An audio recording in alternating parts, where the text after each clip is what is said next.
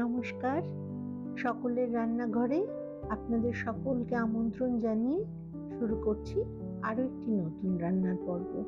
চটজলদি রান্না হয়ে যাবে এমন একটি রান্না আপনাদের আজকে দেখাবো। প্রথমে আমি লম্বা করে কেটে রাখা ক্যাপসিকাম কিছুটা নিয়ে নিলাম।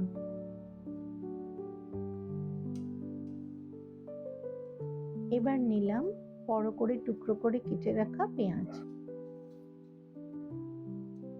এবার একে একে দিলাম জিরে গুঁড়ো, ধনে গুঁড়ো, হলুদ গুঁড়ো এবং স্বাদ মতো নুন। বাড়িতে এই উপকরণগুলি থাকলে 10-15 মিনিটের মধ্যেই আপনারা রান্নাটি বানিয়ে ফেলতে পারবেন।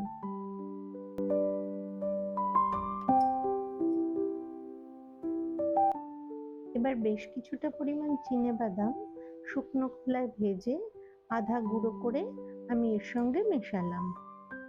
এবার দিলাম স্বাদ মতো লঙ্কা বাটা।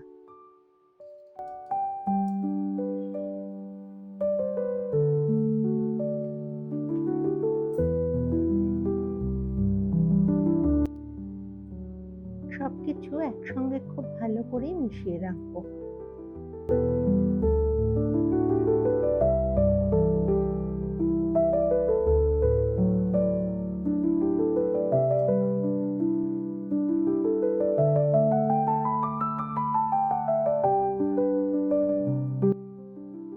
কড়াইতে সাদা তেল দিয়ে গরম করে বেশ কিছুটা পরিমাণ সাদা জিরে ফোড়ন দিলাম।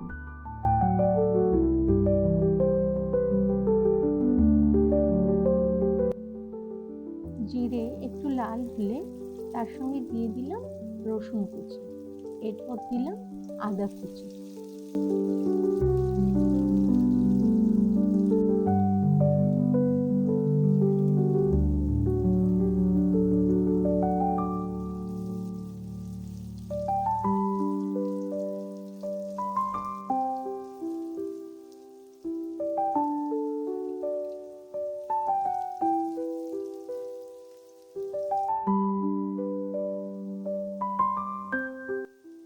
এবার দিলাম স্বাদ মতো কাঁচা লঙ্কা কুচি।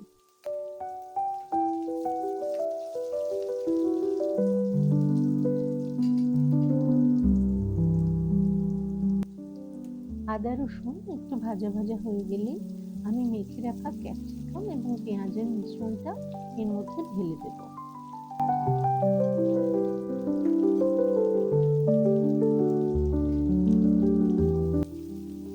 এইভাবে মিনিট দুয়েক আমি হালকা করে ভেজে নেব।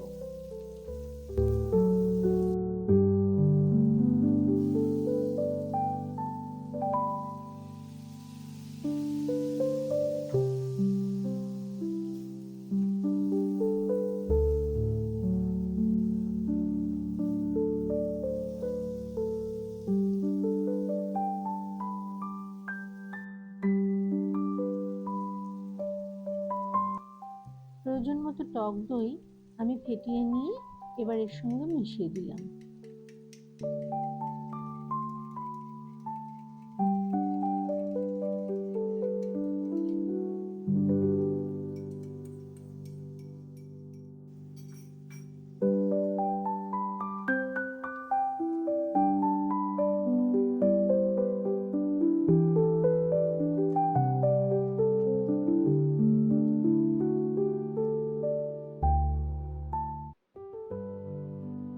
ঢাকনা বন্ধ করে এইভাবে মিনিট দুয়েক রান্না করে নেব।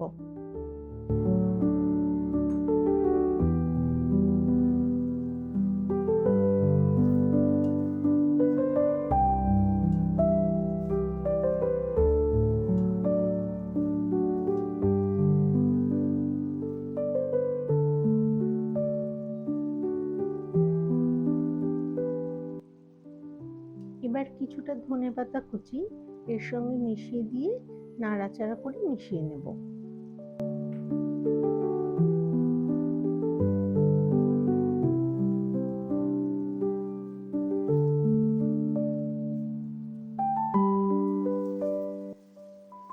আরো মিনিট দুয়েক মতো গ্রেভিটা ফোটার পর আমি আঁচ বন্ধ করে দেব। এইভাবে আমার রান্নাটি শেষ হলো।